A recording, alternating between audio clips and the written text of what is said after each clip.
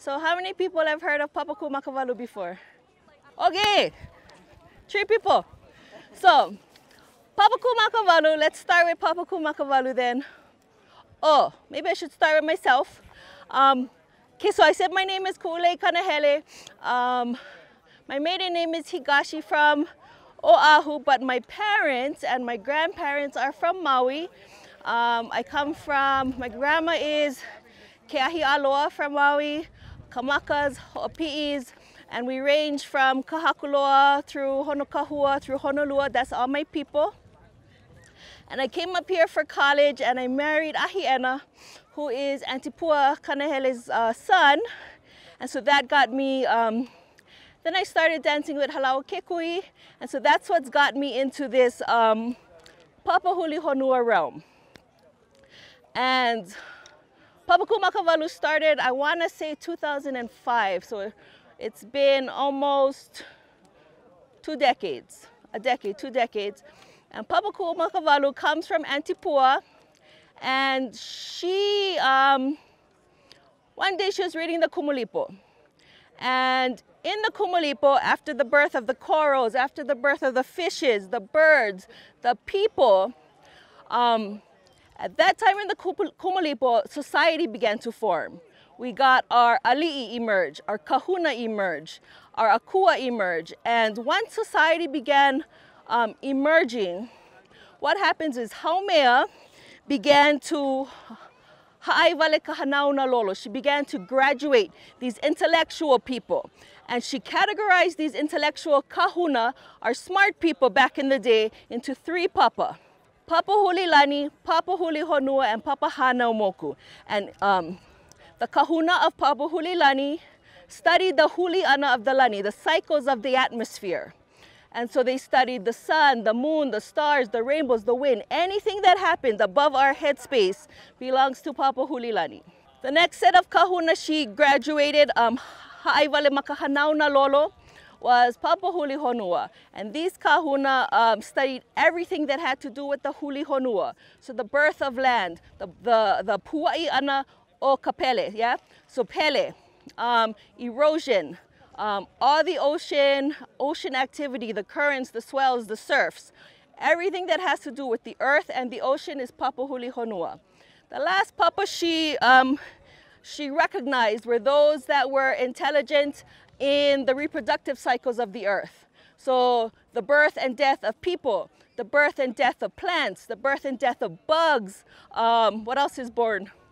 Plants, birds, animals, all of that has to do with Papahanaumoku. But what is amazing about our kupuna was they knew that each papa depended on the other. So you couldn't just have a knowledge of one papa.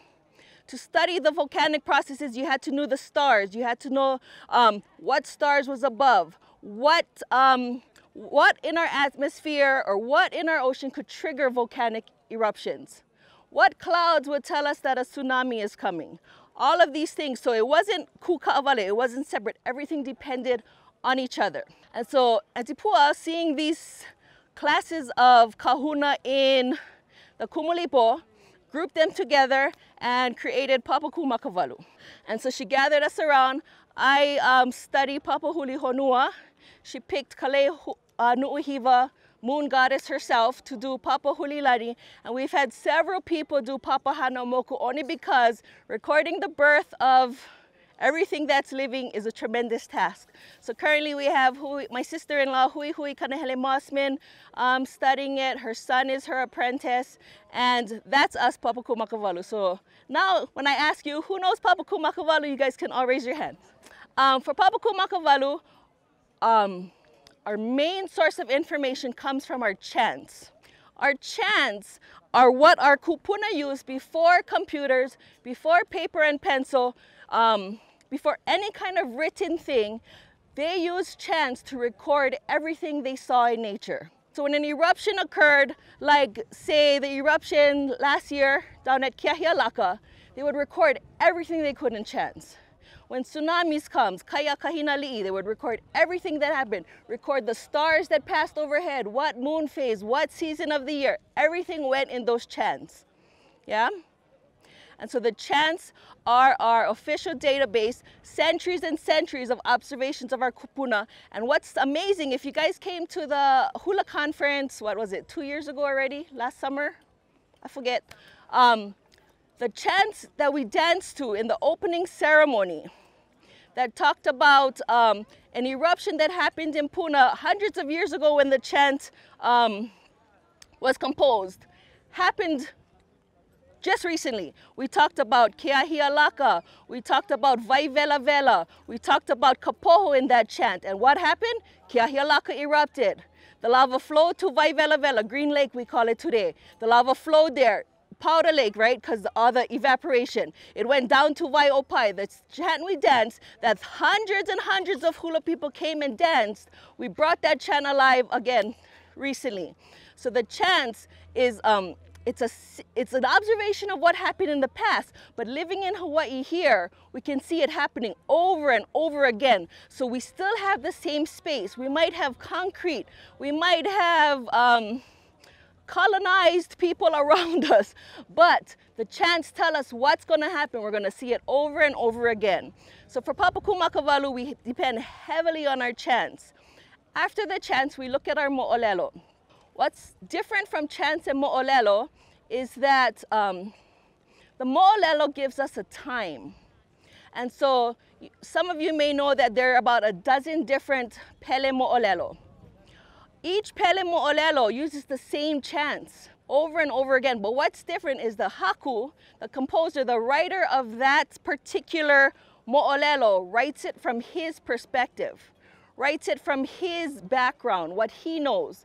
So we have Ho'olu Mahiehie, we have Poi Poi, we have Kala'i Hawola, we have Kapihe Nui, we have Navahi, we have a dozen more, Moke Manu.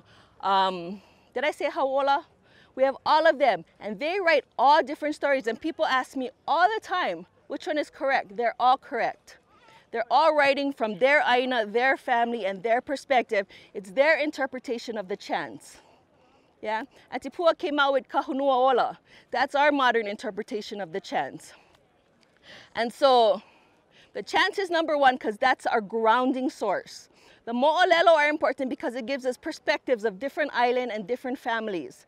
The genealogies are important. For example, speaking of different composers, in one genealogy of Pele, for Papahulihonoa, we have Haumea and Kanehoalani as her father.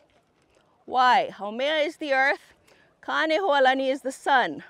So that tells us our people saw Pele as the miniature energy, the miniature sun up in the sky. So Pele is the Kanehoalani of our earth. Another composer will write that Pele is the child of Kanaloa. In our chants we have the line, Keiki ehu kama ehu a Kanaloa, the red child of Kanaloa. That composer knew the Pele, understood the Pele as coming out of the ocean. That's why Pele is the child of Kanaloa. Another composer will tell us that Haumea is the mother and Kuahailo is the father. And this composer understood the lava as being born again of Haumea, but the father figure is Kuahailo. Kuahailo, ku of the maggot mouth. This one took me a long time to understand. Why is Pele being related with the maggot mouth? Well, fortunately, my husband recently got into Korean natural farmings. And so Korean natural farmings, you have to build these compost piles. What do we find in compost piles? Maggots. And so he's turning his compost pile one day full of maggots. What do these maggots and these microorganisms do? Break down the earth, break down the product. And when they break down, it's super hot. He's so excited. All this steam is rising from his pile. He's like, come, stick your hand in. And I was like, ew, okay, fine. It was burning hot. And so our ancestors, our people who are mahi'ai, knew that the maggots and the microorganisms that's breaking down this earth causes very hot steam. And so when you take that little tiny universe of the compost pile and look at the crater at large and see the steam coming out of there, the haumea and the steam, they applied that to the gods. So the kuwa hailo, the maggot that's breaking down the earth, and the haumea, those forces create Pele. As another side note, what I should have said first, aside from our chants, we at Papaku Makavalu from Antipua, we look at our akua. She said it over and over if you've been there listening to her talk. We look at our akua and we translate the word akua as elements. We don't translate them as gods anymore because sometimes gods give us a different connotation of what our akua are. So if you look at our akua as elements, Kanahele is the sun. Kanahele is not the god of the sun. He's not a human figure holding the sun in his hand, I don't know what.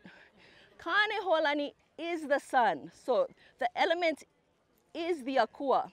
Kawilanui Makehaikalani is lightning. He's not the god of lightning. He's not Zeus holding a lightning bolt on Mount Olympus throwing lightning bolts at us. He is the lightning. Pele Honua Mea is the lava.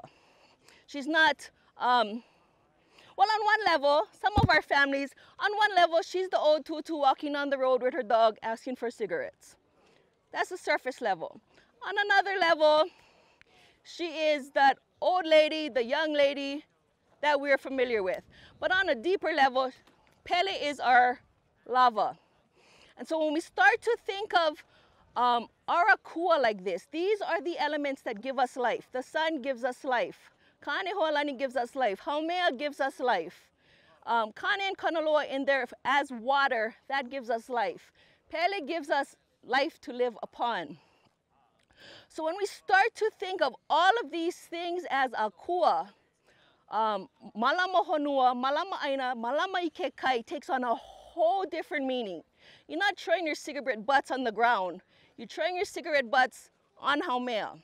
You're not leaving your opala there over the ocean, throwing them in the ocean. You're throwing your rubbish into Kanaloa, into our gods. And that's an important mind shift for all of us to make, yeah? Papaku, that's my specialty. So I was thinking last night, what did I want to talk about? I wanted to talk about Wakea because we're standing in the presence of Mauna a Wakea. But Mauna a Wakea, who do we know? Who is Wakea? The sky. Wakea is the sky. That's what we all grew up learning Wakea as. And so I was thinking, how can I apply Wakea to Puʻuhuluhonua? Well, let me tell you. There's a chant I learned. My very first Pele chant I learned when I came up here for college at back 3 decades ago. Oh my God. Okay, how many of you know the chant Helua Ikahikina? One. Helua Ikahikina. This is a Pele chant that talks about the craters that Pele digs. She starts in the east. Well, she starts in the west. She's talking about the craters in the east. Then she goes to Niihau, Kauai, Oahu, Molokai, Lanai, Maui, and she eventually makes her way to Hawaii Island. Each verse is the exact same words, but each verse changes islands. I come from Kauai, Niihau, I go to Kauai. I go to Kauai, I'm on Kauai, I go to Oahu. I'm on Oahu, I go to Molokai, etc., etc.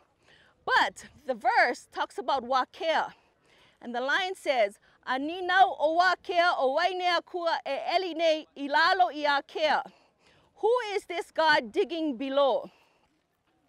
So that kind of got me thinking, why is Wakea, whose realm is the space above us, why is he worried about who is digging below? So that question went unanswered for a few years. Keep that in your mind. So, and then for Puʻuhuluhonua, we study the chants. I found this chant called Akaluna Ikilawea. The first 5 lines is Akaluna Ikilawea, Avahine Kapu Ikalua, Kapu na Papa Elimo Kalua, Kapu Yakamohali'i. So at Kilauea, we have Wahine Kapu, where the steam vents are. And Kapu Kapapa Elimo Kalua. The 5 stratums of the lua are Kapu. Let me say it again, Kapu Kapapa Elimo Kalua. This is why, as another side note, we say no to geothermal. Our chants tell us Kapu Kapapa Elimo Kalua. The ground below us, the 5 stratums of earth below us are Kapu. We don't dig for geothermal. Kapu, and if the Kapu Kapapa Elimo Kalua is sacred, Kapu Kapapa Ehiala Kini Helau He Manu. Kapu kapapa o mauna kea. That's why we don't allow or we don't agree to them digging 600 feet into the earth for the stupid TMT. The papa are kapu. So I lost my train of thought. Oh, okay, kapu kapapa elimo kalua. So we know that our ancestors recognized the 5 strata of the earth under our feet. In the text for Pele and Hi'iaka, you know when, you guys know the story, Hi'iaka goes through this whole epic journey, brings Lohi'au back. What does Pele do? She's all pissed, right? She's imagining this whole love thing going on between. She kills Lohi'au. Hi'iaka's like, fuck, I spent all this time bringing him back to Hawaii Island. So, what does Hi'iaka do? Hi'iaka's pissed. She decides to bust through the stratum of the lua. Only an akua can bust through the stratum. She goes into the crater, pounds at her feet, uses her pa'u. She breaks the first stratum of the layer. What happens? There's an earthquake. She looks around for the Lohi'au spirit. She cannot find him. She busts through the she goes down to the next papa, busts it. Nothing. There's no one there. This time, aside from just the mauna, Kilauea shaking, the moku shakes. Puna holo o ka'u. She busts through Papa e Kolu. Huge, more earthquakes. The whole island is shaking. She finally gets to Kapape Elima, the 5th stratum. What does our kupuna ho'olumahie here, he's the one that wrote this, what does he tell us she finds there? She finds a vahi called Lalo I Mehani, Lolo I Mehani, or Lolo I Mehani. It's different in different sources. Lalo I Mehani, according to Ho'olumahiehi, is the home of Wakea and Papahana Moku. What? What? I grew up believing, you guys grew up believing, Wakea is the sky. Why is his home 5 stratums down under the earth? His house is beautiful, kipai pai ia, thatched with all the colors of the rainbows of the bird feathers. Pai humu ia kalai, padded with la'i. All the akua they're surrounding. Wakea, so Ho'olumahiehi is telling us Wakea's home is 5 stratums beneath the earth. So that tells us what's above, the space above, which is Wakea, is mirrored below in the earth. We have other stories that tell us the sun, Kane Ho'alani, travels the sky, and when it sets, it travels under the ground to rise up again the next morning. That's the Wakea space below us. Okay, so Wakea is not only above, Wakea is now below our feet. For Puʻuhuluhulu, that's what we believe.